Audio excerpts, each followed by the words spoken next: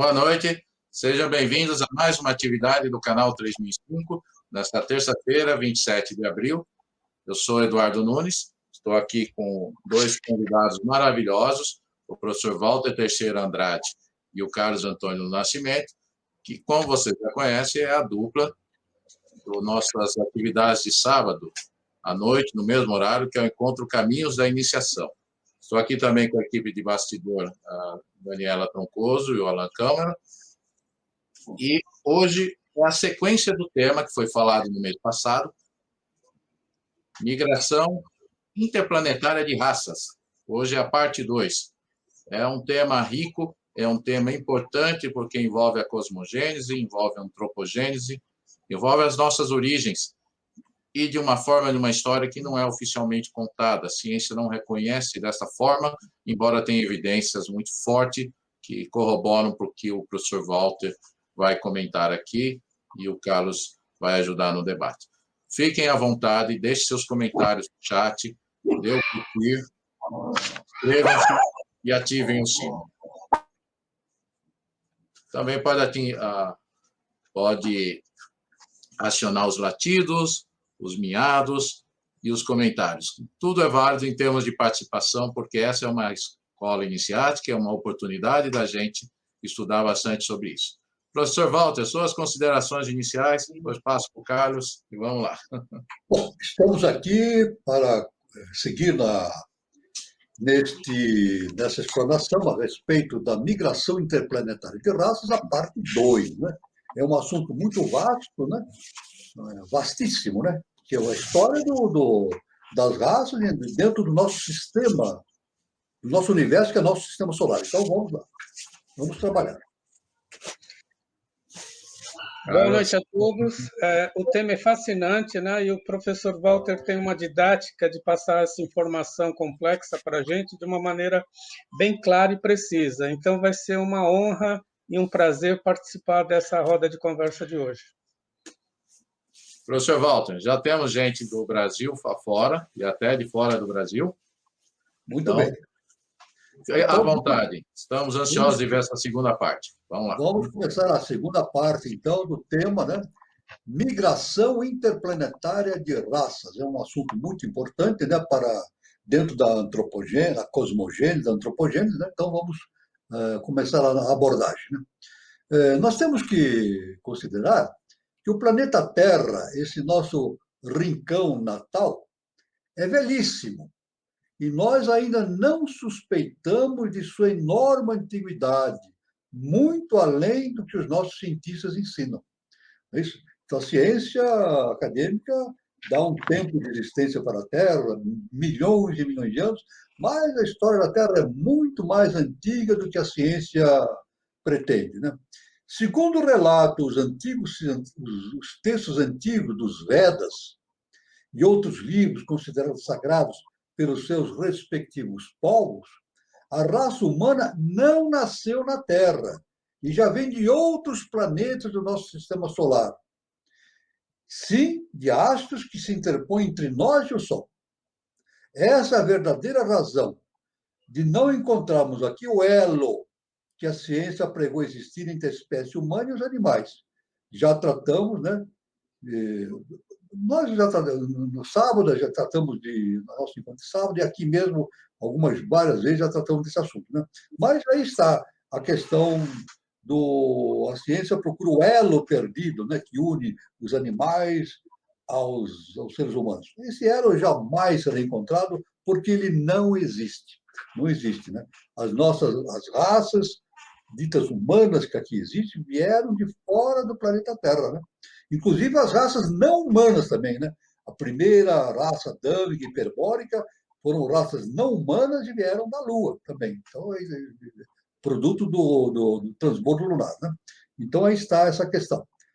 De acordo com os ensinamentos dos Brahmanes antigos, os macacos antropóides e mesmo chamados pitecantropos não são exatamente os nossos ancestrais, e sim o resultado desastroso do cruzamento entre homens e animais. Tal não ocorre hoje mais porque o código genético se completou, o que não ocorria naquele tempo. Então, nós vemos que os antropóides, né, que a ciência imagina que talvez fosse, há um certo tempo, os nossos ancestrais, né? Hoje a ciência diz que não são nossos, realmente não são nossos ancestrais, mas são os nossos primos. Vêm de uma mesma linha de evolução, são os nossos primos. Assim diz a ciência. Mas mesmo assim, quer sejam ancestrais ou primos, isso não é verdade, porque a ciência inicial das idades, né, e HPB, Helena Petro Blavatsky, fala muito bem na Doutrina Secreta, né, no livro Antropogênese, que, pelo contrário, os antropóides são produtos da raça humana, descendentes da raça humana. É isso? Então, é uma inversão. Né? Então, isso aí é algo para ser estudado pela ciência, e isso um dia a ciência vai entender. Né? Por quê? Porque foi resultado da união genética, né? do acasalamento de seres humanos com uma espécie de lontra que existia antigamente, né? No tempo em que não existia ainda a porta fechada para o intercâmbio entre as diversas espécies. Né? Chegou um momento, a KBB fala isso, que fechou-se a porta. Fechou-se a porta, então cada reino, cada espécie ficou contido dentro do seu habitat, do seu ambiente, né? Isso não foi mais possível. Então, os antropóides são descendentes, na verdade, dos seres humanos. E terão a oportunidade de passar para o reino humano numa fase muito mais adiantada do que os animais do nosso ciclo atual. Né? Nosso ciclo atual. Então, uma coisa devemos lembrar a quem quiser, de fato, desvendar esse assunto. Né? O tempo que separa os acontecimentos que concorreram para o desenvolvimento da humanidade é super dilatado e se conta na casa dos milhões de anos, assim como a marcha das civilizações sobre a Terra. Então, é uma coisa extraordinária. Né? Bom, nós podemos ver que a própria existência do ser humano é contado... Olha, há pouco tempo, né, 50 anos atrás, entendias que 100 mil anos, 100 mil anos seria o tempo de existência da Terra. Né? Agora não. Agora a ciência retroagiu para 2 milhões de anos. 2 milhões. Mas isso é muito pouco, né? Porque a descendência, a evolução das raças são milhões, 200, 300 milhões de anos, no mínimo. Né? O entendimento desse processo evolutivo de todos os seres que hoje habitam a superfície do planeta Terra, né, requer uma minuciosa busca do itinerário da consciência humana, pelo menos nesse globo ou astro que habitamos. É isso que nós vamos ver no decorrer da nossa exposição de hoje, né? Inclusive analisando o meio ambiente em que se desenvolveu a nossa espécie. Dentro das limitações do tempo, nós vamos, dentro do possível, analisar esse aspecto. Né? É claro que, se nós omitirmos algum involuntário, algum detalhe, evidentemente a mente da pessoa que está assistindo poderá completar através dos seus estudos, né? Porque, afinal, a live tem um tempo específico de duração. Né? Mas o principal é a compreensão do esquema, para que se tenha uma visão geral do aparecimento do veículo humano em sua evolução. Né? Então, isso é muito importante, todo esse conhecimento, para que tenha essa visão extraordinária do aparecimento da espécie humana na face da Terra. Bom, então, continuando aqui, nós vamos ver aqui observar mais alguns detalhes. A Terra recebeu conteúdos evolutivos, né? A Terra recebeu conteúdos evolutivos de outros planetas, de Mercúrio, Vênus e Lua. Veja bem, então, as raças que aqui existem vieram de Mercúrio, Vênus e da Lua também. Né? No início, não havia condições para albergar vida orgânica, para sustentar a vida orgânica. Né? Ocorreram 3 rondas, até que na 4ª ronda, é a ronda que nós nos encontramos, deu-se efetivamente a eclosão do processo evolutivo oriundo da Lua, com o surgimento da vida orgânica e o aparecimento das raças-mãe. Justamente na 4ª ronda. Nós estamos... Na verdade, todo o globo ele passa por 7 rondas, é todo o globo, né? Então, nós estamos na 4ª ronda. E foi na 4ª ronda que começou o aparecimento das raças ditas humanas. As outras raças surgiram em outras épocas, né? Em outras rondas. Né? Na Terra, ainda em estado pouco denso, né? em situação ígnea, ocorreram os aparecimentos das duas primeiras raças, mãe, adâmica há 1,6 bilhão de anos. Veja, 1,6 bilhão de anos, né? E a hiperbórea, há 570 milhões de anos. Quer dizer, a ciência não está longe de perceber esse quadro. É muito difícil. Muito difícil a ciência conseguir atingir esse conhecimento. Pelo menos vai conseguir, mas mais futuramente, né? Devemos considerar que a situação desfavorável para a vida orgânica, até então na Terra, não impossibilitou o desenvolvimento dessas duas primeiras raças, porque eram hiperfísicas, inatingíveis pelas condições adversas do ambiente planetário. Então, essas duas raças, Adâmica e Hiperbórea, elas habitaram num planeta ainda ígneo, em estado de fusão, né, muito quente, mas não foram afetadas pelo ambiente. Era impossível existir uma vida orgânica como nós conhecemos hoje. Mas eles puderam existir na vida, aqui na Terra, porque eles viviam uma vida hiperfísica.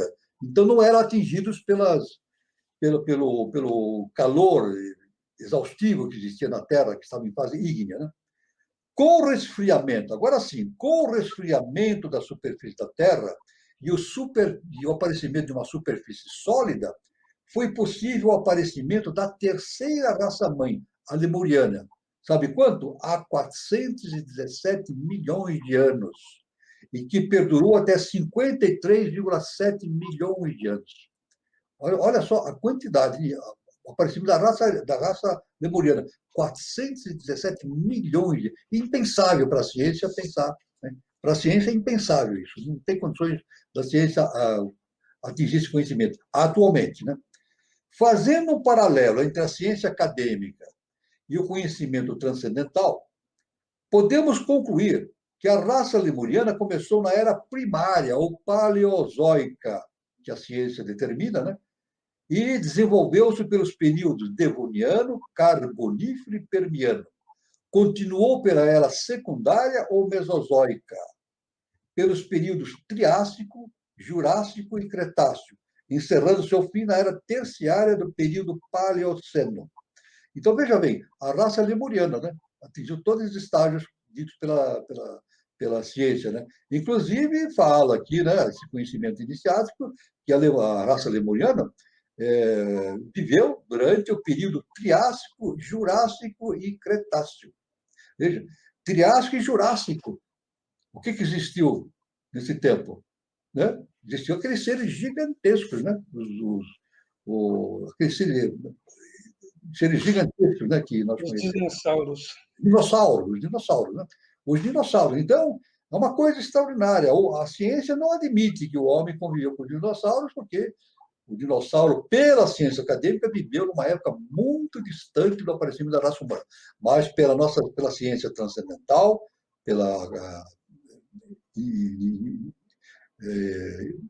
da iniciação, né? A ciência iniciática, é dito que os lemurianos conviveram com os dinossauros. A quarta raça-mãe Atlante iniciou-se há 220 milhões de anos, sendo seu fim em 9.564 anos antes de Cristo, justamente com o afundamento da ilha de Poseidones, que foi o último reduto, né? Uma pequena ilha que era o último resultado, o que sobrou da extensão enorme de Atlântida, né? E a quinta raça-mãe ariana começou há 1 milhão de anos como produto de uma elite racial oriunda da raça da Atlântida e permanece no mundo até o dia de hoje. Então, nossa raça, a quinta raça-mãe, né, a raça ariana, justamente é uma raça ainda muito jovem, pode ser que é um bebezinho ainda, 1 milhão de anos, né? Nós estamos engatinhando ainda, né? Ainda temos um longo caminho a percorrer. Nós estamos no início da nossa evolução. Imagina, comparando com milhões e milhões de anos que viveu a raça lemuriana, a raça atlântica, 1 milhão de anos é muito pouco, mas estamos caminhando para lá, né?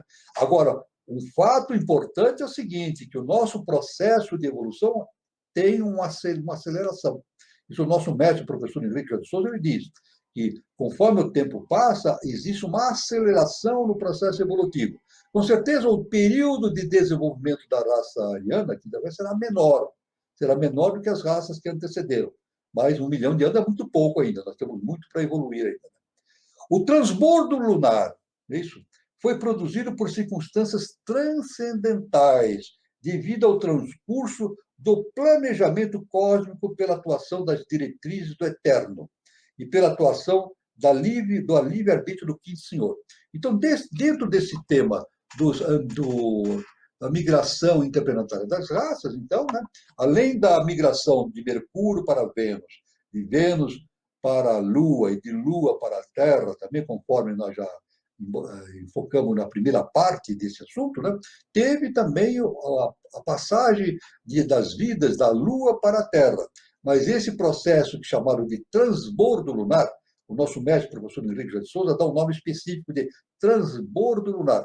Isso teve origem justamente num processo cósmico que o próprio Eterno planejou, né? Então, aí tem envolvendo o quinto senhor, o sexto senhor, né? Arabel e Aquibel, né? Então, isso aí é um processo do Eterno. E resultou, como redundou, no transbordo lunar. Ou seja, a Lua não realizou o seu processo evolutivo totalmente. Eu devo dizer que esse conhecimento não consta dos escritos de Blavatsky, não consta. Tá? Nos escritos de Blavatsky, a Lua completa todo o seu processo evolutivo. Mas pelo nosso mestre, o professor Henrique de Souza, ele diz que a Lua não completou. A Lua foi até 3 rondas e meia do seu processo evolutivo. Então, na metade, são 7 rondas ao todo, na metade do seu processo evolutivo, tudo veio para a Terra. Tudo veio para a Terra. Primeiramente, as formas mais evoluídas. Veja bem, essa é uma regra da evolução. Primeiramente, as formas menos evoluídas. Depois, as formas mais evoluídas. Então, é chamado Quinto Senhor. Né? Isso aí deu origem, isso aí originou-se de uma ação do Eterno no terceiro sistema evolutivo. E o Quinto Senhor, então, foi aquele que provocou o transbordo lunar. Ele foi a causa do transbordo lunar. Então, e desde esse tempo, então, começou a haver um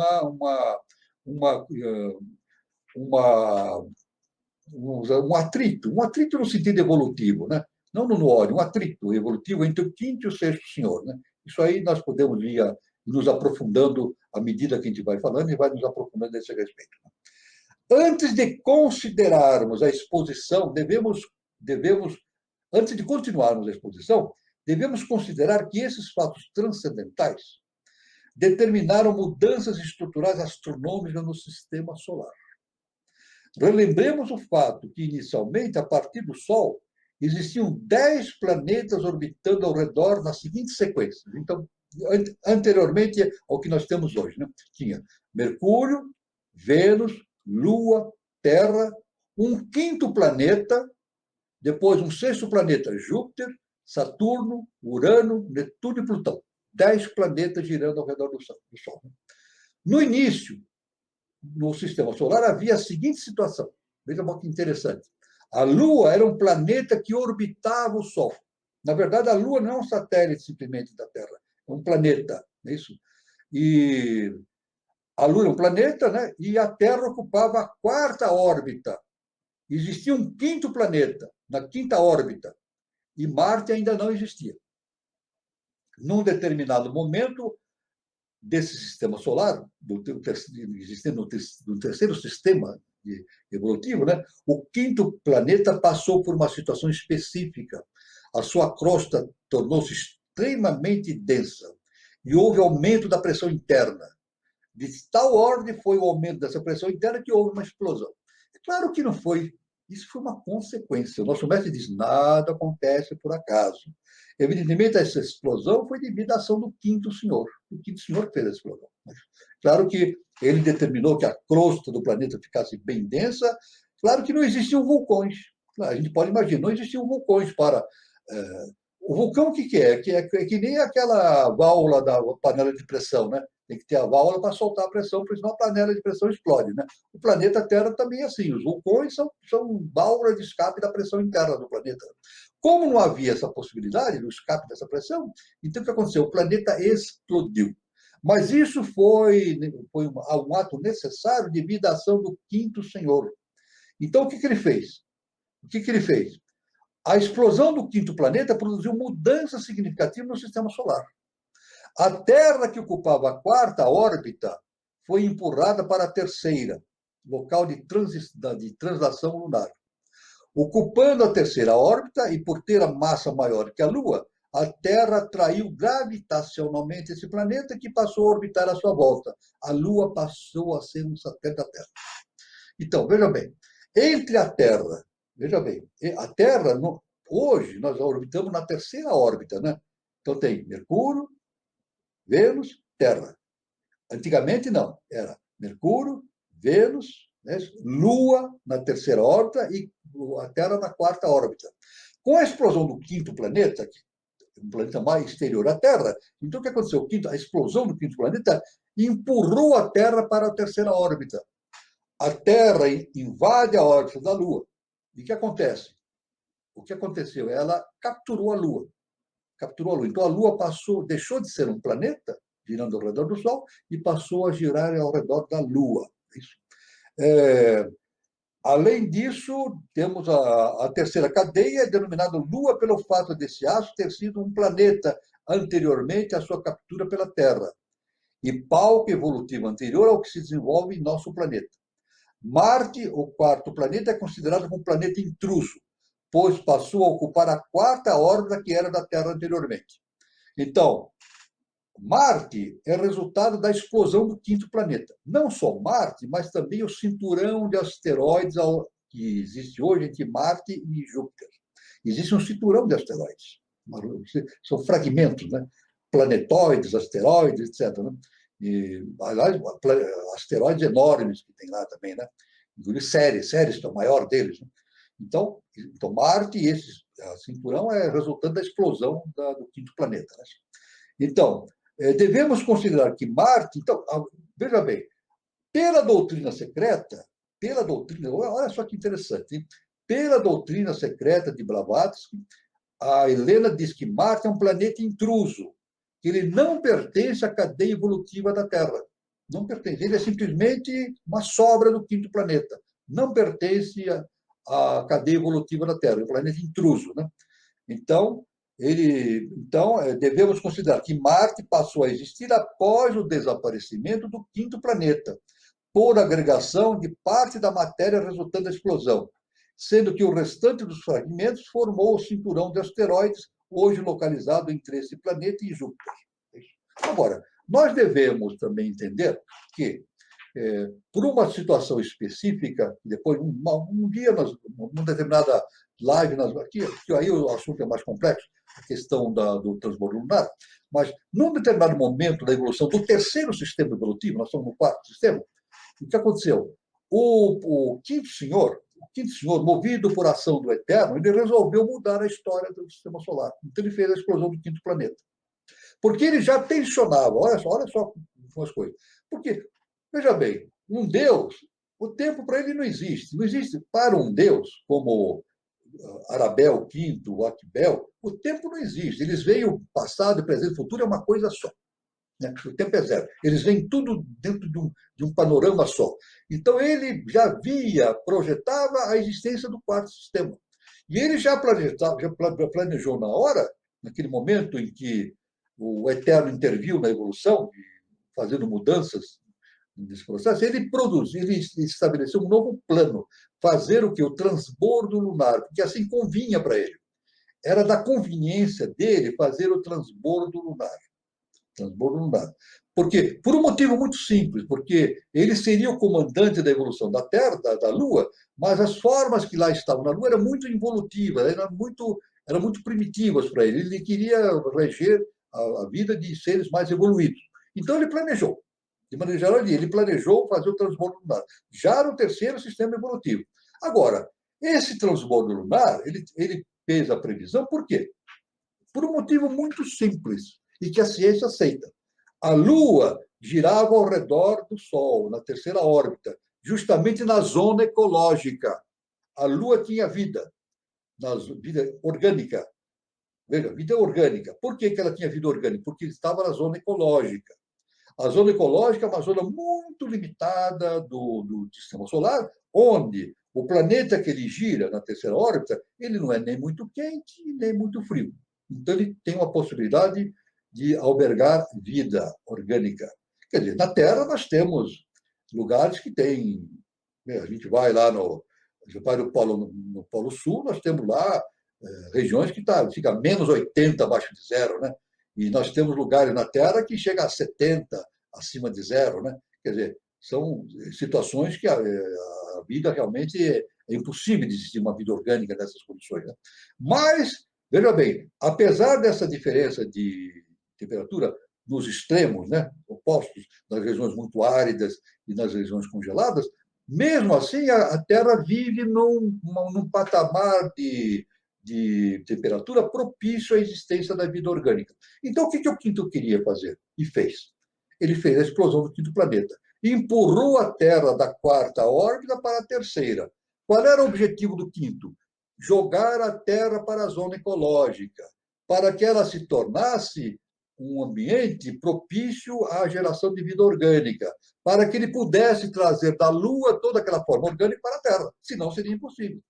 Porque ele não poderia trazer da Lua, da terceira órbita, para a Terra na quarta órbita, porque a Terra era muito fria naquela época. Apesar de ser um planeta ainda em efervescência, além disso, né?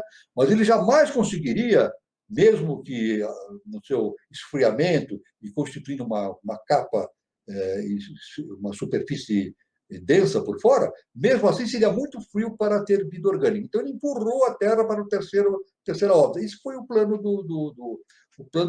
justamente do Quinto Senhor, o Arabel. Ele fez isso. Então esse é o motivo então do entendimento. Nós já vimos na live anterior que houve transmutação de Mercúrio para Vênus, é isso? De Vênus para a Lua. E também veio da Lua para a Terra. E esse passagem da Lua para a Terra teve ainda a participação do Quinto Senhor, que fez todo esse processo de remanejamento do sistema solar. Onde ele fez? No quarto sistema? Não, no terceiro sistema. Ele fez isso no terceiro sistema já. Perfeito? Ele fez no terceiro sistema. Tanto que a Lua continuou girando em redor da Terra, mas continuava com vida. Veja, olha só que interessante. Ele empurrou a Terra para o terceiro órbita, a Lua passou a girar ao redor da Terra, mas ela tinha condições de ter vida também, né? Porque ela estava na zona ecológica também. Hoje não. Hoje a Lua, o que acontece com a Lua? Ela não tem condições de ter vida. Por que ela não tem condições de ter vida? Porque, veja bem, a Lua gira em torno da Terra num determinado ciclo, né? 28 dias, né? E esse movimento e a rotação da Lua também em 28 dias, ou seja, mostra sempre a mesma face para a Terra. A face que nós vemos da Lua é sempre a mesma. Então, nós temos lá 14 dias de luz, 14 dias de noite. E as temperaturas são altíssimas na Lua, altíssimas, né? E impossibilita a vida orgânica. Então, nós tivemos, num determinado momento, o transbordo da vida orgânica da Lua para a Terra e também o transbordo do quê? Da água e do ar. Veja bem, da atmosfera da Lua veio para a Terra, grande parte da atmosfera dela, e também a água. Devido ao calor, a água evaporou, transformou-se em vapor de água, foi para o espaço, e a Terra, com a sua atração gravitacional, sugou esse vapor de água e veio aumentar os oceanos. Os oceanos da Terra, anteriormente, a Terra tinha mares, mas não eram profundos, não eram mares profundos. Com a vinda da água da Lua, então, formou-se esses mares mais profundos, né? Nós vamos depois entrar em mais detalhes com o transcorrer da nossa exposição a esse respeito.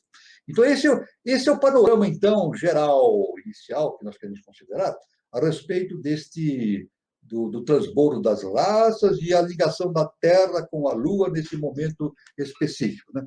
Eu vou passar para o nosso irmão Carlos, para as suas considerações, para depois eu continuar a minha exposição. Então, é muito importante o que o senhor colocou, professor, porque nas escolas iniciáticas a gente aprende que tudo no universo é uma emanação da natureza da divindade, né? E que nesta mesma natureza material se resolve quando algo chega ao seu fim. E o interessante é que a divindade está preocupada com o desenvolvimento da evolução da raça humana, né, professor? A gente se sente Exatamente. a gente se sente ligado a isso e protegido a isso. E Helena Blavatsky também, na sua doutrina secreta, ela também deixa muito claro, né, que o universo é um conjunto ordenado de todas as coisas criadas. Então, ela também divide, né, o cosmo visível, né, que é o nosso sistema solar, do cosmo invisível, que é o cosmo universal, né? Perfeito. Do qual o nosso sistema planetário também faz parte. E o interessante, professor, é que a gente percebe que as escolas antigas, né, Egito Antigo e as escolas do hindu, né, da civilização antiga, elas tinham um profundo conhecimento desse universo, né? E se a gente colocar em relação à ciência, né, que ainda não consegue comprovar tudo isso, qual a sua opinião em relação por que a ciência está tão atrasada? Ela está presa a algum conceito que não deixa a ciência evoluir? Bom, a ciência tem limitações. Olha, devo dizer o seguinte, olha, veja bem, a própria história, né? O historiador, ele só pode. Veja, quando se fala historiador, nós temos o historiador que repete o conhecimento histórico através dos livros, né? Historiador. Mas tem o historiador aquele que estrutura a história. E é um conceito fundamental da história que a história tem que ser baseada em documentos primários. Você não pode inventar, tem que ter documentos primários. Não é isso? E esses documentos primários na história é difícil. Não é isso? Porque os documentos são escritos em papiros, em pedras, etc. Né? Então, isso aí se decompõe, se deteriora com os tempos. Né? E também a própria o estudo dos restos, né, mortais dos seres humanos não é tão fácil assim, né? Porque, veja bem, o homem de Cro-Magnon, 40 mil anos, né? E na França, o homem de Cro-Magnon, né, um dos mais antigos que a ciência sabe, né? 40 mil anos, né? Então, é muito difícil a gente encontrar um esqueleto íntegro com 1 milhão de anos. A gente sabe disso, né? As pessoas às vezes entendem, ali, quando se encontra um esqueleto de um ser antigo, né? Encontra-se ele inteirinho. Não, não encontra, não. Encontra uma mandíbula, um dente, um pedaço do crânio. Aí, então, a ciência, né? Através de um processo chamado da biologia comparativa, ela consegue, então, reconstruir, através da biologia comparativa, consegue reconstruir o estado integral do corpo. Né? Então, é difícil encontrar uma ossada inteira, muito difícil, com, por exemplo, 1 milhão de anos. É por isso que até hoje, veja, é por isso que até hoje não se tem restos mortais de Atlantes ou Lemurianos, porque isso é destruído pela natureza. E, além do mais, os ossos que nós encontramos não são ossos petrificados. Né? Os ossos se decompõem e são mineralizados. Né? O mineral faz a fossilização, o processo de fossilização. Né? O que nós encontramos não são ossos, são fósseis. E os fósseis não são ossos, são os ossos que foram substituídos por minerais. Então, ele vê uma parte mineral ali. Então, agora, tem toda uma situação específica para que isso ocorra, não é assim abrupto, né?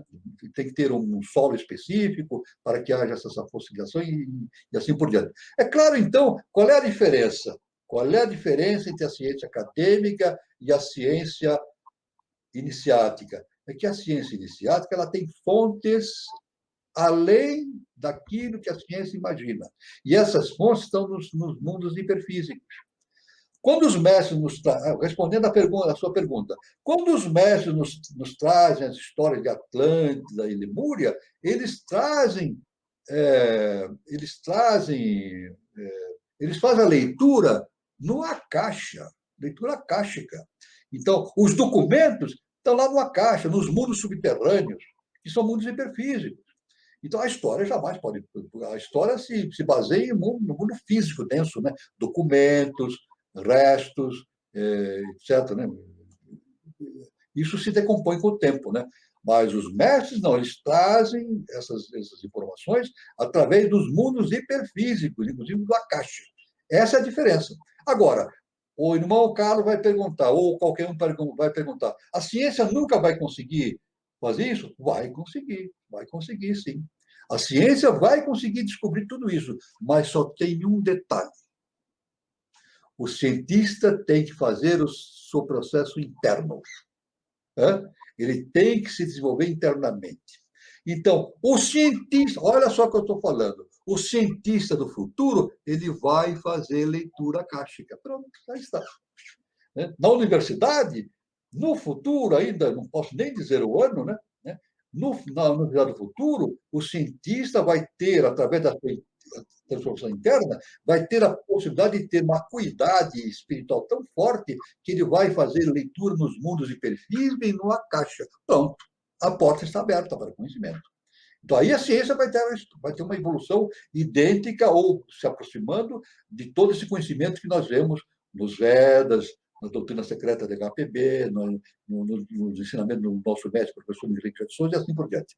Então, essa é a resposta que eu posso dar de imediato para o irmão Carlos. O professor Walter, antes do senhor dar continuidade no assunto, Sim. Eu só vou colocar uma provocação do Júlio Teixeira. Pois não. Saturno, Marte, Lua, Vênus, Mercúrio, 5 cadáveres siderais, sistema e pela ordem da existência, a quarta viva Terra, onde o Jiva congrega os seis mais um. Exatamente. Veja bem, o nosso irmão Júlio fala 5 cadáveres siderais do sistema, e pela ordem da existência, a quarta viva Terra, onde o Jiva congrega os 6 mais um. Bom, a Terra, veja bem, a Terra é o terceiro planeta, está na terceira órbita. Agora, tem uma informação. Isso aí o nosso mestre nos informou, e uma coisa muito importante, que a ciência nem está longe de cogitar esse fato. Né? A Terra, ela passou para a terceira órbita. A Lua deixou de albergar a vida orgânica. O quinto planeta não existe mais. Então, a Terra, obrigatoriamente, vai ter uma tripla função. Ela vai ter que terminar a evolução lunar, veja bem, terminar a evolução lunar, que não terminou, ficou pela metade, vai ter que fazer a sua própria evolução, que é a da Terra, e vai ter que fazer a quinta parte também, que é o do quinto planeta. Então, veja bem, a Terra vai ter que fazer a função 3, 4 e 5. Terminar a Lua, fazer a Terra, que é a quarta, e fazer a do quinto planeta também. Por quê? Porque num determinado momento, o que estava previsto, se não houvesse aquela transformação da explosão do quinto, tudo que tivesse desenvolvido na Terra passaria para o quinto planeta. Nessa sequência, né? Não vai de planeta para planeta? Então, da Terra passaria para o quinto. Mas no quinto não existe. Então, o que vai acontecer? Segundo o professor Henrique de Souza, a Terra vai ter que fazer essa função também, a função do quinto planeta. Agora, segundo o nosso irmão Paulo Bernal, nessa sequência da Grande Maiá, ele diz, através de seus estudos, etc., né, que a própria Terra, para fazer o trabalho do quinto planeta, e assim por diante, ela vai ter que aumentar de tamanho, e vai aumentar de tamanho. Né? Então, ela vai, o Bernal, nos seus estudos, isso vem dos Vedas, tudo, né? Ela vai absorver a Lua, vai absorver Marte, vai absorver Ceres, que é um planetóide, e a Terra vai aumentar de tamanho. Ela vai ser mais gigantesca. Isso aí, num futuro ainda muito distante, que nós nem podemos imaginar ainda. Né? Mas é um processo do nosso universo, do nosso sistema solar, que é Veja bem, a HPB diz assim, o nosso universo é o sistema solar. É isso? É o que nós chamamos. Então, está submetida a todos esses processos de evolução, de transformação, que são idades sem conta. Que para o eterno não é nada, né? Não existe tempo para o eterno. Né? Então, esse é isso que eu posso dizer para o nosso irmão Júlio, a respeito da posição da Terra com relação ao seu processo evolutivo, com relação à Lua e ao quinto planeta. Né? Pode dar continuidade, professor. Então, tá bom. Então, vamos ver o seguinte. Vamos aqui o seguinte. Um momentinho só. Vamos recapitular de forma mais inteligível aquelas mais inteligível, né? Aquelas cósmicas consciências mentais que os hindus chamam de asuras, servindo-se dos melhores avanços das espécies dos animais, construíram as estruturas daquilo que seria o primeiro corpo humano no sistema solar. Então, lá em Mercúrio, os asuras agiram construindo o primeiro protótipo do corpo que a gente depois seria um corpo humano na Terra, né? Para isso, colocaram o melhor das estruturas minerais nesse corpo recém-formado, lá em Mercúrio, né? Isso aconteceu no planeta Mercúrio, o primeiro da ronda humana. Com isso, dotaram a máquina humana de todas as bases para o seu posterior desenvolvimento. Porém, a consciência era muito incipiente comparada ao reino mineral de que falamos. A máquina humana estava pronta, faltava programação. Veja bem, a máquina estava sendo preparada, mas a consciência humana não estava ainda lá. Veja, então aí, nós estamos aqui, migração de raças, falamos de migração de raças, né? Mas não estamos dizendo que era migração de raças humanas. Não, não eram raças humanas ainda. Eram raças que estavam ainda sob o domínio das hierarquias superiores. Essas raças somente adquiriram realmente o poder de decisão do livre-arbítrio na raça lemuriana, no meado da raça lemuriana. Aí, então, tivemos a primeira raça humana da Terra, não, do sistema solar. Veja bem, olha só que importante. Primeira raça-mãe do sistema solar. Isso. Então, com isso, dotaram a máquina humana, como dissemos, a máquina humana estava pronta, mas faltava a programação. Antes que o planeta Mercúrio se aproximasse perigosamente do Sol e se tornasse ígneo, né? Se entrasse em combustão, né? Os asuras trataram de transferir o seu árduo trabalho de construção humana para o próximo planeta que florescerá, Vênus. Ora, esse é o projeto de todo o planeta, ele vai se aproximando do Sol, né? Então, é claro que nessa época o Mercúrio estava na zona ecológica, era possível a existência de formas orgânicas. Mas, como foi se aproximando, o Mercúrio entrou em combustão. Hoje, é impossível existir vida orgânica em Mercúrio, devido ao calor, ele está pertinho do Sol, é impossível existir vida orgânica lá, né? Então, o que esses hierarquias fizeram? Transferiram aquele protótipo de veículo humano para Vênus. Né? Lá encontraram os Agnisvatas no afã de construir um novo avanço no edifício humano. E em Vênus estava uma outra hierarquia, né? Os Agnisvatas, trabalhando na construção de uma outra raça. Agora vocês vão perguntar assim, como é que esses seres se transferiram de Mercúrio para Vênus? Através de aparelhos espaciais. Eu, conversando com o Paulo Bernardi, ele me falou que isso consta dos Vedas, a existência de espaçonaves. Agora, quem construiu essas espaçonaves? Os mercurianos, se eles nem tinham inteligência humana, eram apenas protótipos humanos, foram os Asuras. Os Asuras conduziram a esses seres a conduzirem máquinas especiais para o transporte interplanetário. É claro que nós podemos imaginar o seguinte, né? Que aquelas espaçonaves não era essa que nós temos hoje, né? Movida da propulsão a jato, né? Não era nada disso, né? Seguia mais aquela linha dos Vimanas que existiam na Atlântida, era movida através do processo mental, não é verdade? Não através de jatos propulsores, como nós temos hoje, né? Foguetes, etc. Né? Então, quando eles fizeram a transferência, encontraram lá em Vênus a nova raça que estava sendo desenvolvida pelos Agnisvatas. Né? Então, com as conquistas já conseguidas pelos Asuras e com a colaboração destes, os Agnisvatas formaram uma nova raça, os amarelos. Os amarelos. A primeira raça dos negros foi construída pelos Asuras em Mercúrio. Então, esse protótipo da raça negra foi justamente que originou esse protótipo racial negro na raça aqui no planeta Terra. Né? Os amarelos nasceram em Vênus, e é o protótipo justamente da raça amarela que nós conhecemos na Terra. Então, não esqueça que os homens sempre carregam consigo seus animais e suas plantas de estimação, e até alguns minerais. Então, é claro que nesse transbordo também não trouxeram só os corpos desses seres viventes, trouxeram também vegetais, plantas, animais, fizeram um verdadeiro transbordo. Assim como na Lua, Da Lua foi tudo transplantado para a Terra, né? Minerais, vegetais, etc, etc. Né? Se os negros já tinham uma leve consciência correspondente ao reino mineral, os amarelos conseguiram maior consciência correspondente aos vegetais. Veja bem, a consciência destes seres que tinham a pele negra não tinha uma consciência humana ainda, né? Tinha uma consciência ainda muito primitiva de um nível mineral, então era conduzida pelo ser de hierarquia.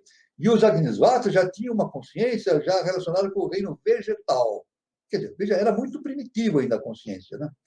Mas acontece que em Vênus caminhou para o Sol também. Vênus aproximou-se do Sol, destino de todos os planetas, e iniciou seu processo de aquecimento gradativo.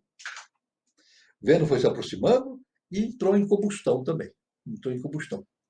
Então, os Asuras e os Agnisvatas não poderiam perder seus esforços já conquistados em Mercúrio e Vênus.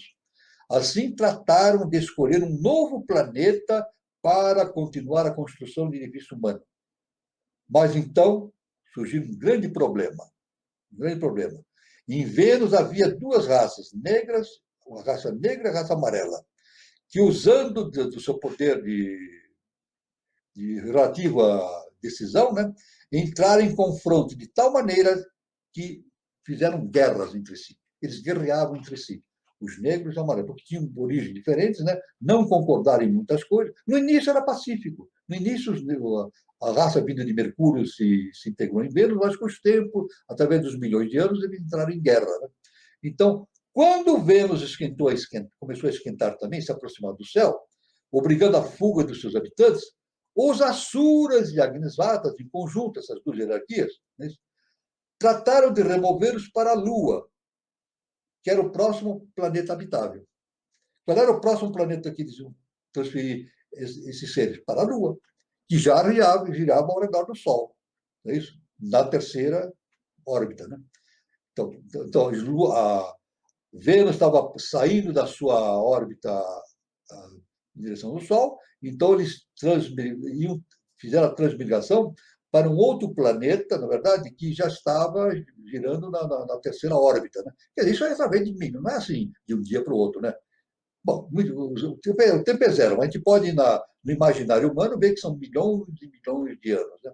Então, mas a Lua era um pequeno paraíso e se tornava muito pequeno para conter as duas raças que estavam em guerra.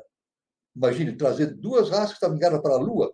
A Lua já era pequena demais para isso. Isso é um inferno. Né? Nenhuma raça ia evoluir, ia se destruir. Né?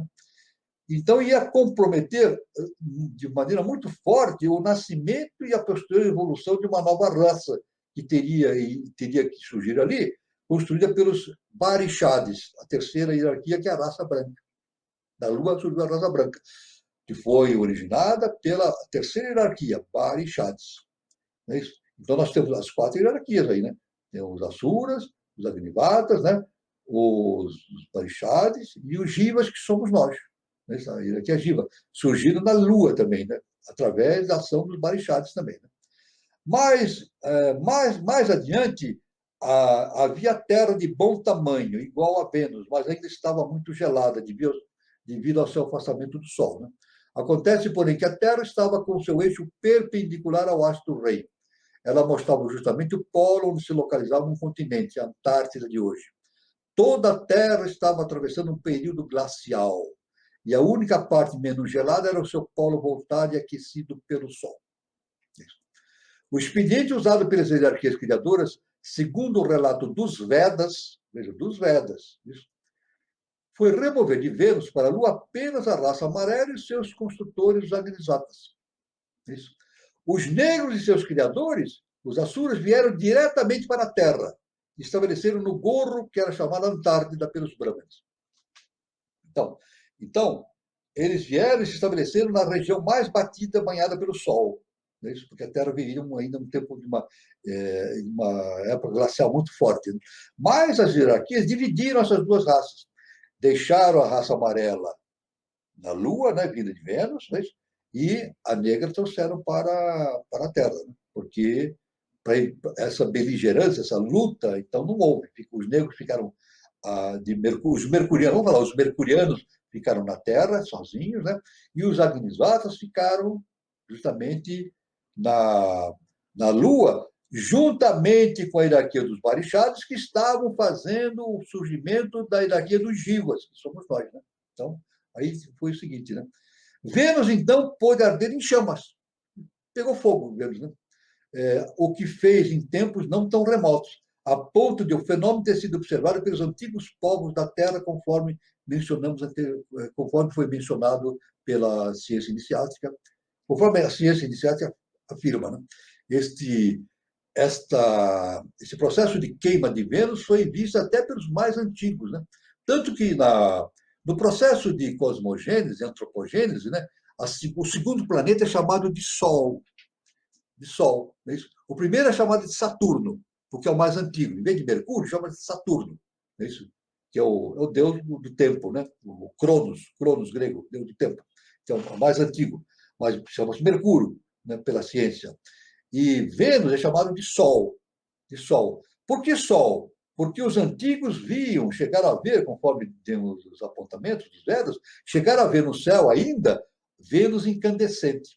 E nós podemos ver que hoje o Vênus é o planeta mais brilhante do céu. Né? A gente vê Vênus, que é muito próximo do Sol, né?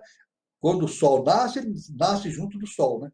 A gente sempre vê Vênus um pouco antes do nascer do Sol e um pouco antes do pôr do Sol. É isso, muito brilhante. Até hoje ele tem esse brilho. Né? Mas naqueles tempos, quando ele pegou fogo, ele brilhava como se fosse um sol. Isso chamava muita atenção. Né? Vênus, então, ardeu em chamas. Né? Tudo corria na melhor forma programada pelos construtores. Mas eis que houve o desastre não previsto, a explosão do quinto astro, que, além de comprometer a evolução geral do sistema, empurrou a Terra para a órbita da Lua, a terceira, e acabou por transformar a Lua em seu satélite. Então, aí está, a Lua transformou-se em satélite da Terra. Na Lua, os Barishads, auxiliados pelos Agnivatas, construíram o corpo da raça branca, dotando-a de mais um avanço, a consciência relativa ao reino animal. Veja bem, então aí a raça branca já começou a ter a consciência animal. Quer dizer, a raça branca é no seu protótipo, no seu início. Né? Mas a evolução foi interrompida aí sem que chegasse ao final. A Lua conseguiu completar apenas 2/3 da sua evolução total.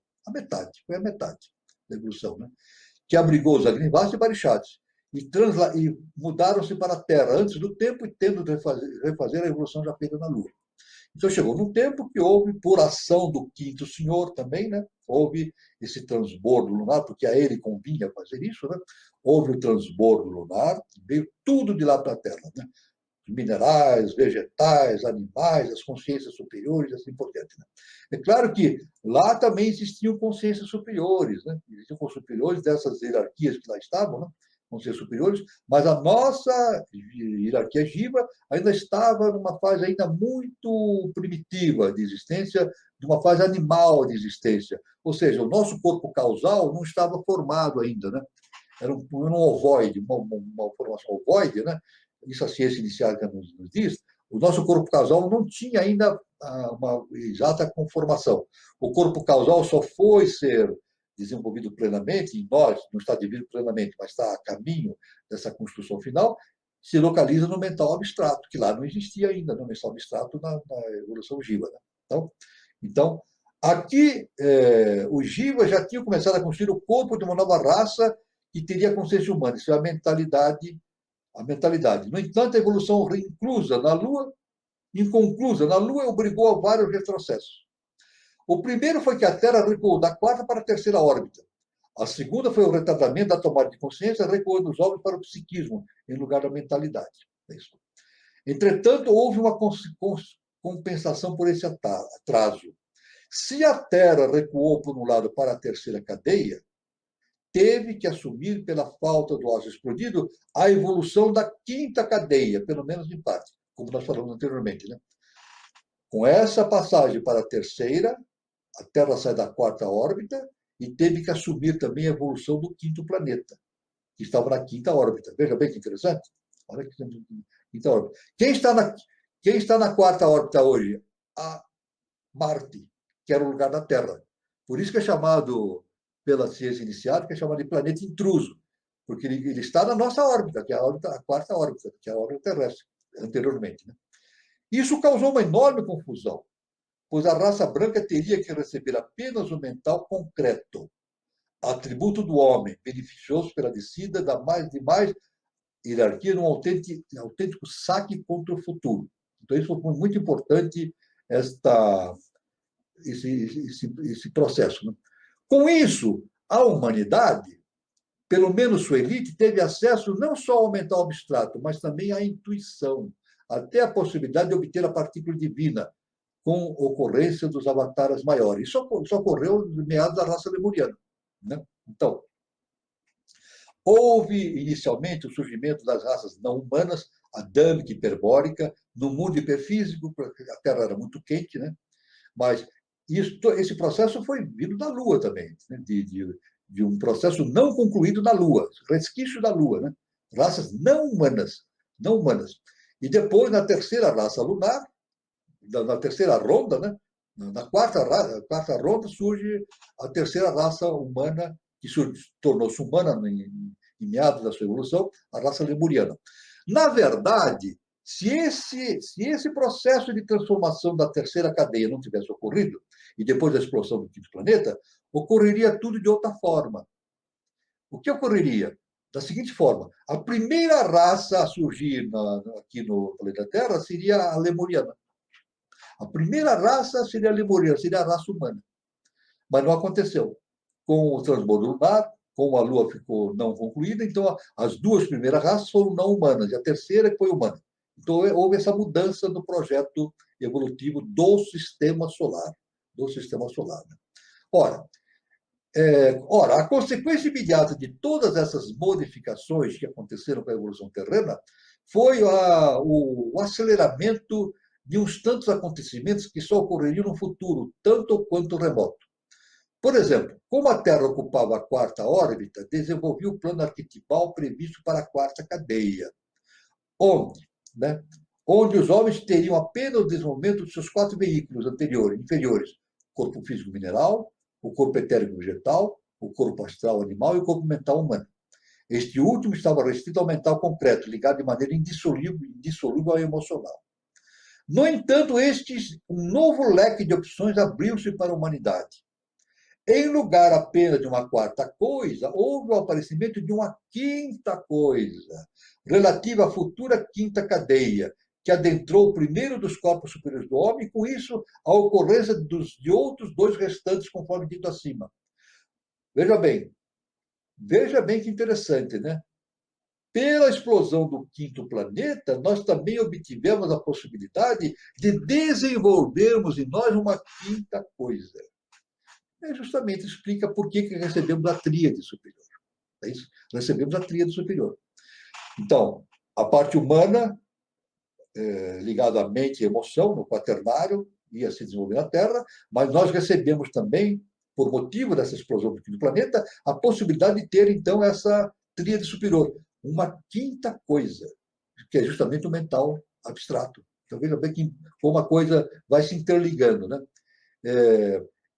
Então, uma quinta coisa. Em lugar apenas de uma quarta coisa, houve o aparecimento de uma quinta coisa, relativa à futura quinta cadeia, que adentrou o primeiro dos corpos superiores do homem, e com isso a ocorrência de outros 2 restantes, conforme foi dito acima. É isso. Então, nós temos hoje a possibilidade, é por isso que o nosso mestre fala, nós somos a quarta raça, não é isso? Da quarta raça, quarta hierarquia, mas temos em nós a possibilidade de trabalhar por uma quinta coisa e uma sexta coisa. Olha só que coisa interessante, né? E dentro da biose, o nosso mestre falou muito isso, que o ser humano já deve estar desenvolvendo uma quinta consciência e uma sexta consciência. Por quê? De um quinto sistema evolutivo e de um sexto sistema evolutivo. Isso em decorrência de que aqueles lemurianos receberam a tríade superior. Então, a possibilidade de desenvolver uma quinta coisa e uma sexta coisa. A quinta coisa, o quê? Relativamente ao que seria o planeta, esse quinto planeta que explodiu. Né? É claro que, veja bem, vamos raciocinar. Vamos realizar 3, 4 e 5. A função do quinto planeta. Terminada a função do quinto planeta, nós vamos por um quinto estágio. Júpiter. Pronto. É isso, já está certo. É isso? Então, Quando a gente quer terminar a Lua, fazer a parte da Terra e fazer uma quinta coisa, aí então vai haver um transbordo, uma passagem de tudo aquilo que existe na Terra para o sexto planeta, que é Júpiter. É claro que naqueles tempos, ainda que a gente nem pode imaginar, Júpiter com certeza vai ter uma crosta mais porque o Júpiter é um planeta ainda etérico, né? Etérico não, vaporoso, né? Ele deve ter um núcleo, mas muito pequeno no seu interior, né? Mas a maior parte dele é de gases, né? Ele é muito gasoso, né? Mas nesse futuro ele vai ter, então, uma superfície e tudo que está na Terra, depois de completado a quinta coisa que a Terra vai fazer, tudo vai ser transbordado para o sexto planeta, Júpiter. E depois, com o tempo, milhões e milhões de anos, vai ser tudo transformado para o sexto planeta, o sétimo, que é Saturno. Então, aí completa a evolução do sistema solar. As 7 fases evolutivas no sistema solar. Vê que coisa grandiosa que nós estamos abordando, uma coisa extraordinária, né? O simbolismo dessa quinta coisa está relacionado com aquela imagem tão nossa conhecida, que é o Cristo pregado na cruz. Embora os próprios cristãos não tenham se dado conta da profundidade dessa figura, que é justamente o aparecimento daquela quinta coisa. A cruz se refere ao quaternário da terra, como quarta cadeia, e o Cristo pregado nela é a quinta coisa. Olha só, isso que nós estamos falando está ligado com a live que nós realizamos no sábado. Nós estamos na terceira fase e vamos para uma quarta fase, a missão cósmica de Jesus, o Cristo. Veja bem, por isso cósmica. Então, por isso que na live de sábado nós dissemos que a missão do Cristo não era uma missão planetária, era uma missão do nosso universo. Não era uma missão terrestre, simplesmente, é uma missão planetária. Não é isso? Então, o Cristo pregado na cruz, o que significa, simbolicamente? O quaternário da cruz e o Cristo pregado na cruz. É uma quinta coisa. É justamente a figura da Rosa Cruz. O que é a Rosa? Rosa Cruz? É a alma humana. A alma humana pregada na cruz. Não é isso? No quaternário mundanal, né? Evidentemente está ali restrito ao quaternário, mas essa quinta coisa tem todas as possibilidades de desenvolvimento das suas percepções superiores, e o Cristo veio justamente nesse ponto ímpar da história da humanidade para dar esse impulso evolutivo da humanidade rumo ao seu destino glorioso, né? Então, para uma quinta coisa. Passando para o nosso irmão Carlos Nascimento, para as suas considerações, para depois nós prosseguirmos adiante. Interessante, professor, porque uma das perguntas que eu ia fazer para o senhor, né, no sentido de esclarecimento, é justamente sobre o Cristo, pelo seguinte, que a palavra Upanishad, né, que significa palavra revelada, ela é explicada pelos hindus como aquele que destrói a ignorância, produzindo assim a libertação do espírito através do conhecimento da verdade suprema, embora oculta. Isso lá na Índia antiga. E Cristo traz isso de volta, que é tão interessante o que Jesus diz, que é o seguinte: vós conheceis a verdade, e a verdade os tornará livre. Então, essa verdade oculta lá na Índia antiga, Cristo traz 2000 anos atrás, e trazendo isso, professor, para os dias de hoje, com tudo que o senhor falou, né, sobre o desenvolvimento do povo Jina aqui na face da Terra, isso significa que a gente vai ter que colocar essa verdade em prática, né, professor? O povo Jina agora, no século XXI, e é o que o senhor falou, dessa quinta coisa, né, que é o desenvolvimento da tríade superior. O senhor percebe que uma coisa está ligada à outra? Exatamente, veja bem. E veja bem que interessante, né? O Jesus o Cristo era da casa de Davi. E qual é o símbolo de Davi? É o pentalfa. É uma estrela de 5 pontas. É isso? E Leonardo da Vinci, no seu Homem Vitruviano, ele tem lá o pentalfa. Né? Tem um homem no pentalfa. É isso? Isso. Então, veja bem. Então, o pentalfa, o que significa? Justamente essa nossa consciência humana. Não é isso? que ainda está se dirigindo para uma consciência superior, que é justamente o hexagrama, o hexágono, de uma sexta coisa. Aí nós vemos a relação do quinto senhor e do sexto senhor, nitidamente. Jesus é justamente da casa de Davi, o Pentalfa. O Pentalfa, o que é? Se a gente pegar a estrela de Davi, é um homem com os braços abertos, as pernas abertas, dá o Pentalfa, justamente a estrela de Davi. Não é isso? A estrela de Davi. Aliás, quando ela é vista dessa forma, é relacionada à magia branca, à magia evolutiva. Né? Se nós invertermos esse Pentalfa, ele significa magia involutiva. Veja só que interessante.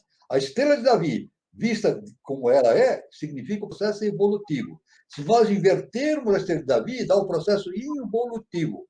Isso é a magia de involução.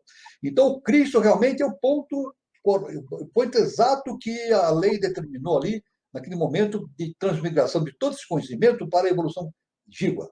Isso. E nós devemos dizer que, como nós estamos vendo na live de sábado, também a interrelação que existe do assunto de hoje com a live de sábado. Né? Então, quando Cristo está pregado na cruz, ele está pregado no quaternário terrestre, a rosa, pregado no quaternário, e ali no simbolismo do Gólgota está presente o quarto senhor, o quinto senhor e o sexto senhor. Revelação do nosso augusto mestre, professor Henrique José de Souza. Somente na eubiose existe essa revelação. E nenhuma outra corrente tem essa revelação. É uma revelação da era de Aquário. Veja bem o que eu estou falando. É uma revelação que faz parte da era de Aquário, do terceiro milênio, rumo ao ano 3005, que é justamente o título que é dado para o nosso canal, o ano 3005. Então, veja bem a grandiosidade da figura do Cristo. Né? O Cristo está lá o quarto senhor, o quinto senhor, na cruz está resumida toda a história do nosso universo até aquele momento. Passado, o presente e o futuro do nosso universo. É uma coisa grandiosa, né? Então, agora, é claro que Jesus fala, conhecereis a verdade e ela vos libertará. Né? Então, o que significa isso? Conhecereis a verdade. O que é a verdade? O que é a verdade? A verdade somos nós mesmos. O que é a verdade? Onde está a verdade? Está fora de nós? Não, a verdade está dentro de nós. Jesus falou, vós sois deuses. Então, autoconhecimento é justamente o que a eubiose faz, através do nosso mestre. Uma escola de iniciação que dá a possibilidade do autoconhecimento. E quem se conhecereis a verdade, ela vos libertará. O que é isso? Libertar de nós mesmos. Né? Então, a rosa pregada na cruz está lá em sacrifício, como Cristo estava no quaternário humano, né? Na personalidade, mas ela tem a possibilidade de se libertar, superar isso. Aliás, Jesus, o Cristo, para encerrar essa explanação que eu estou fazendo, até esse ponto, né? Jesus, num determinado ponto do Evangelho, ele diz assim, no mundo tereis aflições, mas eu venci o mundo. Olha só, no mundo tereis aflições, mas vejam bem, eu venci o mundo. Então, a rosa vence justamente o quaternário. Né? E a gente vê que nos 12 trabalhos de Hércules, qual foi um dos trabalhos de Hércules? Libertar justamente essa rosa, justamente que estava pregada na cruz, né? Que estava pregado, e foi um dos trabalhos de Hércules, né? Libertar esta consciência daquela posição de sacrifício que ele estava ali colocado. Né? Então, aí é uma coisa muito importante, tudo isso que nós devemos... Então, podemos continuar, então, né? Podemos. Magnífico, professor. Nós devemos recordar que uma das coisas que mais embaralha a mente do neófito é a nomenclatura que essas 3 cadeias anteriores receberam nas tradições ocultas das escolas iniciáticas. Então, a gente vai explicar melhor isso. Né? A primeira cadeia que se desenvolveu em Mercúrio, sob o comando dos Asuras, em virtude destes seres, que são os senhores do mental, cuja característica é o verde, foi chamada de cadeia de Saturno, que leva também a mesma cor. Tudo bem? Então, pela iniciação, em vez de Mercúrio, chama-se Saturno. Tal cadeia também é chamada de corpo de Brahma, ou cadeia das trevas. Este último nome faz jus à primeira raça, que recebeu mental e, por isso, vivia nas trevas ou na ignorância. nas trevas. Quer dizer, viver nas trevas não é viver no mundo das sombras, não é isso. Vamos distinguir isso, né? Veja bem, a nossa teologia diz que Lúcifer é o príncipe das trevas, não é? Isso não é verdade. Não é verdade, porque trevas não é sombra. Treva é o equilíbrio entre luz e sombra. É isso? Tudo no início era trevas. Então, a raça lemuriana, sem a consciência superior dada pela tríade, vivia no mundo das trevas, da ignorância. Né? Então, a segunda cadeia que se desenvolveu em Vênus, sob o comando dos Agnisatas, tomou o nome desses, que, por serem os senhores solares, passou a se chamar cadeia do Sol. Como os mesmos Agnisatas desenvolveram o corpo vital sob o influxo do astral e emoção, essa cadeia também é chamada de cadeia de Marte, cor vermelha de cama, ou corpo dos desejos. A terceira cadeia foi da Lua. Então, quem entra no caminho da eubiose e vai estudar antropogênese, vai ver isso perfeitamente nítido. Né? A terceira cadeia, a cadeia lunar. E sob o comando dos Barixás, desenvolvendo o corpo astral sob o influxo do mental, que conservou o mesmo nome, cadeia lunar. É isso. Essa aparente confusão de planos e de corpos, no entanto, é fácil de entender, é fácil de entender e é absolutamente coerente. Sabemos perfeitamente que houve 3 cadeias planetárias que antecederam a Terra e que foram ativadas e comandadas por 3 hierarquias criadoras, as quais trabalharam muito para a formação do veículo humano. No entanto, suas experiências se concentraram nos reinos animal, vegetal e animal, a fim de incutir dentro da consciência humana a integração desses reinos. De maneira mais simples, né? Essas três hierarquias, justamente Asuras, Agnisatas e Barixades, trabalharam o que? O nosso corpo mental, o nosso corpo vital, o nosso corpo astral e o nosso corpo vital. É isso? E nós, depois, consequentemente, assumimos a nossa parte física. Então, nos dá toda a nossa estrutura, que faz parte do ser humano normal, né? O quaternário, que é a personalidade, não é isso? A personalidade, o que a personalidade tem? O mundo da personalidade tem o corpo vital, tem o astral e tem o mental, na verdade, e o vital. É isso? Agora, uma quinta coisa é dada justamente através de Asuras, né? Que dá o mental superior, através da queda dos anjos, de Lúcifer. Né? Então a história vai se complementando, a gente vai vendo como a história universal ela tem uma cadência, uma coerência impressionante. Né? E isso parece fácil, mas é de uma complexidade enorme e requer um trabalho muito difícil por parte das hierarquias que construíram o edifício humano. A tomada de consciência é importantíssima para os seres humanos. A tomada de consciência, a partir da raça lemuriana, é muito importante para os humanos e também para o cosmos, né? Porque significa a evolução da mônada, que a mônada de Anupada, que ela emite uma projeção sua em direção dos mundos mais densos, depois retorna para a casa do pai, que nem Jesus falava, né? Na parábola do filho pródigo, ele diz: nós retornamos à casa do pai, e isso tudo tem que ser feito através da soma de experiências. Né? Se falarmos no enorme tempo que foi despendido nesse mistério, sem falarmos, evidentemente, no enorme tempo que foi despendido nesse trabalho todo. Né? O tempo de duração de uma cadeia planetária é imenso e compreende cerca de bilhões de anos. Né? Isso. Só para termos uma ideia desse lapso de tempo, lembramos que, segundo o cálculo dos geólogos atuais, a nossa Terra gastou 5 bilhões de anos para chegar ao ponto que estamos. De fato, é uma eternidade. Notar que não chegamos nem na metade do caminho para a conclusão dessa etapa. Até agora, consumimos o tempo de 3 cadeias de uma parte. Quer dizer, a história da Terra ainda está nem na metade chegou ainda. Tem um tempo muito prolongado ainda de existência, né? Para fazer uma terceira parte, uma quarta parte, uma quinta parte. Então, a Terra tem um tempo de existência muito longo e, claro, que a hierarquia Jiva vai ter que desenvolver através e outras hierarquias vão ter que se desenvolver nesse processo todo. Né? Eu passo a palavra para o nosso irmão Carlos, né? Para depois nós avançarmos mais um pouco. Olha, professor, fantástico. Tem muita gente agradecendo a clareza de conhecimento. Professor, tem algumas perguntas, inclusive eu acho que a gente não vai ter muito tempo de colocar, Sim, né? sim, sim. Tem um irmão aqui que eu não tô, deixa eu ver se eu acho a pergunta. É que ele fala se esse quinto planeta que explodiu é o Vulcano. Ah, está aqui.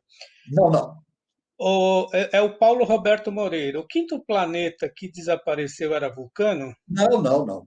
Vulcano, veja bem, segundo, isso não consta da ciência, a ciência não, existe uma suposição pela ciência que existia um primeiro planeta muito próximo ao Sol. Vulcano existia entre Mercúrio e o Sol, não. Vulcano seria o primeiro planeta. Mas isso aí é uma ideia ainda na mitologia, né? A mitologia trata disso, mas a ciência procura tentar entender se existiu realmente esse planeta, mas até hoje não chegou a essa conclusão. Mas isso é essa ideia mitológica de Vulcano seria o primeiro planeta que foi absorvido pelo Sol. Então, Vulcano foi absorvido pelo Sol e o Mercúrio tornou-se o primeiro planeta. Mas não era justamente, não era o quinto planeta. O quinto planeta estava na quinta órbita. Então, estava assim: Mercúrio na primeira órbita, Vênus na segunda órbita, a Lua na terceira órbita, a Terra na quarta órbita e o quinto planeta na quinta órbita. Certo? E aí vem o sexto planeta, que é Júpiter, e o sétimo, que é Saturno. Então, essa era a conformação do antigo sistema solar, antes que o quinto senhor promovesse essas mudanças que ele fez através da explosão do quinto planeta e empurrando a Terra para a terceira órbita. Então, o Vulcano não é o quinto planeta. É o primeiro planeta, anteriormente, que foi absorvido pelo Sol.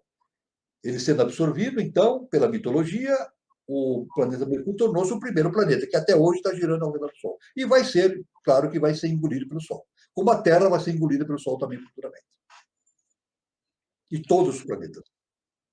Então, professor, tem muita gente agradecendo a clareza, né, do compartilhamento do conhecimento que o senhor coloca para a gente. É algo magnífico, professor. Perfeito. Em função do horário, o senhor tem mais alguma coisa para complementar? Porque eu precisava dar uns recados aqui. Edu, podemos avançar mais um pouco? Vamos fazer assim, professor. Eu faço o recadinho agora, e Sim, aí você avança mais um pouquinho, o avanço mais um Carlos pouquinho. também. Avanço mais Só um fazer teste o aqui. recado. Nosso Avanço próximo mais um tema, teste né? para completar o tema aqui. Tudo bem. Então, ó, bom, como todos já vão acompanhando, sábado teremos o encontro Caminho da Iniciação, justamente com o professor Walter e com o Carlos Antônio do Nascimento, às 20h40. Não percam. Vai ser sequência, professor? Sequência. Eu estava planejando encerrar na terceira parte, mas eu vou fazer uma quarta parte, porque o assunto é muito vasto, né? Muito Ah, vasto. sem dúvida. O assunto é vasto, então Até o quarta tema é de pouco. Cristo Avatar, né? Jesus Cristo Avatar, A vai, gente podia, vai ter a gente sequência. podia ficar o ano inteiro falando sobre isso aí. Ah, não tenho dúvidas quanto a isso. O ano E inteiro nessa. não, o infinito em todo. Ah, é. Um tema apaixonante e importante, sem dúvida alguma. E terça-feira, nós vamos abordar um assunto que envolve a fraternidade, o trabalho que devemos desenvolver nesse momento difícil. Né? O tema é doar para o bem, o bom e o belo. Então, nós vamos trocar experiências com 3 ONGs, o Instituto Cultural, o Ambiente Aracá, que agora se chama EduSérie, e uma iniciativa lá de Tubarão, com o Michael Campos, que vai falar sobre um projeto de iniciação ao piano clássico infantil. A comunidades carentes, a pessoas portadoras de deficiência, é um trabalho maravilhoso. O Ambiente Aracá, de série, a gente já sabe do trabalho de São Lourenço, é um trabalho maravilhoso, que integra, né, o meio ambiente com a educação e com as crianças, né? E o Instituto Cultural,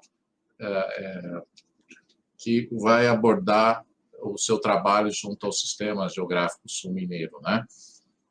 E eu vou falar da questão contábil, de como fazer a doação para o imposto de renda. Então, é um tema importante, é um tema do momento aí, e todos convidados para terça-feira, 4 de maio, às 20h40. Professor Walter, então, pode dar sequência, pelo menos os recados já estão dados, e também, olha, parabenizar aí a programação e os participantes, porque tem gente espalhada em todo o Brasil, do Sul, Tubarão, Curitiba, Florianópolis, vai até o Nordeste, Juazeiro, Salvador, Aracaju, e temos muitas pessoas aqui no Sudeste, também no Centro-Oeste, Palmas do Tocantins, Porto Nacional, Júlio também participativo hoje, bastante contribuição.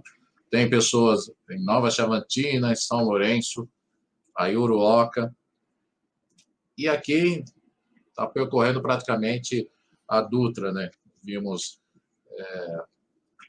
gente em Taubaté, depois vai para cá, vai para Sorocaba, São Paulo, Santo André, Arujá, muitos participantes, professor. Dê a sequência. Ótimo. Então, vamos aqui dar uma finalização no assunto, né? Para mais alguns minutos, né?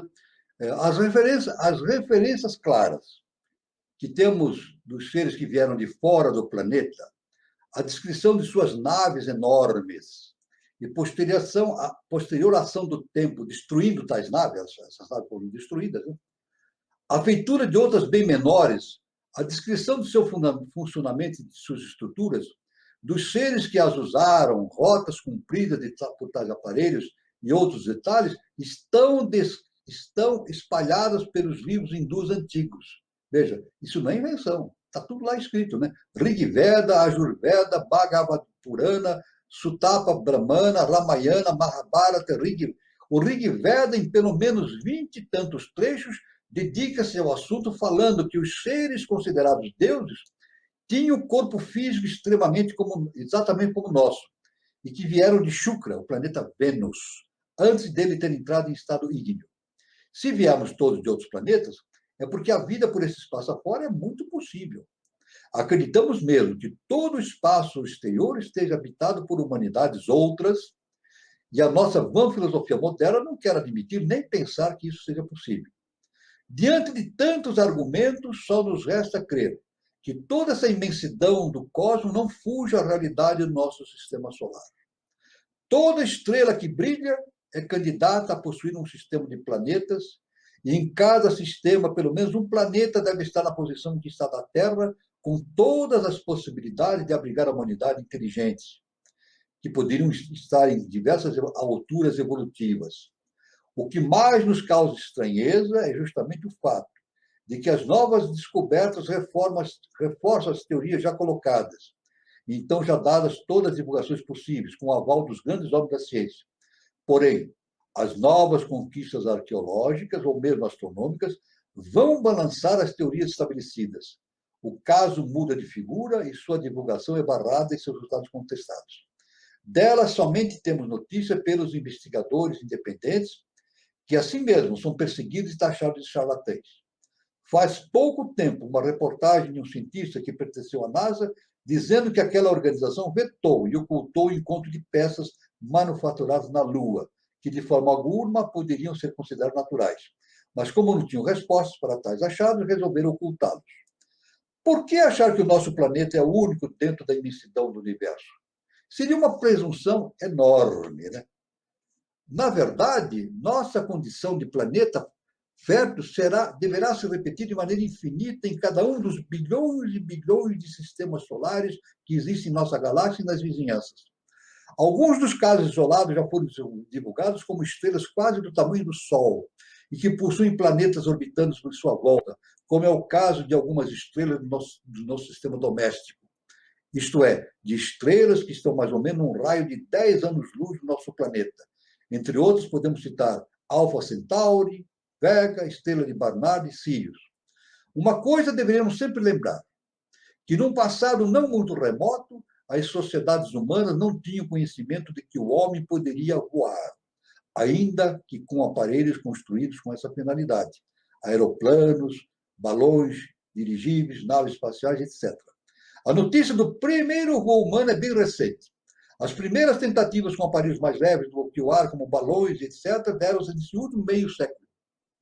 Os aviões mais pesados que o ar só subiram no final do século passado e no começo atual. Os foguetes e naves não tripuladas e satélites artificiais vieram depois, e somente nesses últimos anos vieram as incursões espaciais. Verdade seja dita que esses avanços foram conquistados num tempo curtíssimo, e até parece que o homem acabou de se recordar de um passado muito remoto, em que tudo isso já era possível. Mas temos de reconhecer que a verdade maior é que, apesar dos documentos e das evidências, os homens não podiam reconhecer uma tecnologia que ainda não possuíam. Quem não se recorda dos contos das Mil e Uma Noites e das lendas hindus, em que os homens cavalgavam pássaros vivos de um tamanho descomunal, como o famoso pássaro roca, mas que outros meios de voar os homens então podiam imaginar? A concepção utilizada era algo imaginário, porém muito mais possível na imaginação dos nossos ingênuos antepassados recentes, de imaginar a hipótese de máquinas voadoras. Os únicos veículos que dispunham da legislação animal para nossas crianças de hoje em dia, que têm acesso às últimas conquistas humanas, o trem de ferro já é coisa do passado. Por isso mesmo, é muito mais ainda que os relatos, que aquelas insinuações dos nossos antigos avós, de se levantar em voo em naves voadoras e viagens interplanetárias, só poderiam ser desprezadas ou não entendidas por investigadores daquela época em que vigorava um negro obscurantismo. Então, aqui, né? Ainda agora, após as conquistas maravilhosas da tecnologia moderna, da informática e da astrofísica, muitos homens ainda se prendem à ideia do passado e continuam a publicar coisas erradas ou que desmerecem o nosso passado. Então, isso aí, nós temos aí que nós teremos finalizando, né? Finalizando aí nosso relato, né? Podemos dizer que todos nós conhecemos que das recentes descobertas pedras gravadas encontradas nas províncias de Ica, no Peru, uma das quais, né, reproduzidas em textos especiais, né, mostra um ser humano cavalgando um dinossauro. Isso implica no fato da humanidade ser mesmo contemporânea desses animais antediluvianos extintos milhares de anos atrás. Então, veja bem que tudo isso está desenvolvido dentro de um processo extraordinário e que nós temos que, evidentemente, estudar de forma conjunta, de forma bastante objetiva, né? Mas é muito importante, agora, dando a palavra final, é muito importante que, para o entendimento de todos esses assuntos, é necessário fazer aqui o desenvolvimento da consciência interna, o autoconhecimento. Sem isso, não há possibilidade de atingir um conhecimento superior. Então, é isso que eu queria falar. Eu acho que eu vou encerrando isso, né? Já avançamos um pouquinho. Passo a palavra para o nosso irmão Carlos Antônio do Nascimento. Por favor. Magnífico, professor. Eu só vou encerrar com uma colocação que eu achei legal do Júlio Teixeira. O homem é uma síntese dessas cadeias e hierarquias, estando tudo isso em nós. Exatamente, exatamente. Essas hierarquias que nós citamos, né? Eles construíram os nossos corpos hiperfísicos, mas veja bem, construíram os corpos hiperfísicos, mas não deram o contexto final. Por exemplo, nós temos nossos chakras, os nossos corpos hiperfísicos. A função da hierarquia Jiva é agora organizar essa estrutura toda. Tem esse detalhe. Eles deram o protótipo, a base, deram a base. Mas nós, Jiva, nós temos que estruturar toda essa estrutura hiperfísica. É por isso que na eubiose existem as yogas, existem os mantras, existem os rituais, os estudos, justamente para a gente organizar, principalmente a yoga dos chakras, né? Organizar o chakra, a estrutura interna, toda a nossa estrutura hiperfísica, para quê? Para que nós possamos permitir que nessa estrutura toda seja possível a avatarização dos seres de hierarquia superior. O nosso mestre diz, para finalizar, o nosso mestre diz numa das suas revelações, o ser humano deve se preparar para ser avatarizado, ou seja, servir de veículo para os seres superiores. Essa é a nossa função, sermos veículos de seres superiores. Ou, num termo bem simples dado pelo nosso mestre, simples, mas profundo, o nosso mestre diz, devemos trabalhar pela obra do Eterno na face da terra. Magnífico, professor. E como a gente está no horário, eu só quero colocar o seguinte: o pessoal está agradecendo, professor, o conhecimento, né, passado para eles, e eu quero agradecer a participação de todos, tá? Que mais uma vez tem nos prestigiado aqui nessa roda de conversa, e desejar uma boa noite a todos. E eu também, eu devo dizer que todas as lives para mim é uma felicidade e uma honra. Para mim, estar sempre conversando com os irmãos, trocando ideias, né? E, como eu sempre falo, luz, paz e amor para todos. Fiquem com Deus.